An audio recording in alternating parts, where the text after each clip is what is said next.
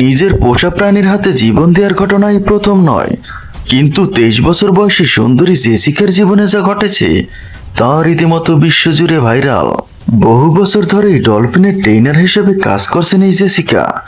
ডলফিনের সাথে জেসিকার এই ভালোবাসার গল্প দেখতে প্রতিদিন ভিড় করেন হাজারো দর্শক। আর জেসিকাও তার প্রিয় বন্ধুকে নিয়ে বিভিন্ন কসরত দেখিয়ে আগত দর্শকদের মনোরঞ্জন করেন। তবে হঠাৎ করেই একটি ভিডিওতে দেখা যায় ডলফিনের আক্রমণে মারাত্মক আহত হন জেসিকা। মুহূর্তেই এই ভিডিওটি ভাইরাল হয়, কিন্তু এবার ক্যামেরার সামনে এসে নিজের আহত কিংবা মৃত্যুর খবরকে সম্পূর্ণ ভিত্তিহীন গুজব বলে জানিয়েছেন জেসিকা নিজেই। এই ভিডিওটি এআই দিয়ে তৈরি বলে জানা যায়। মোট কথা হলো, সত্যিকারে এমন কোনো ঘটনাই ঘটেনি।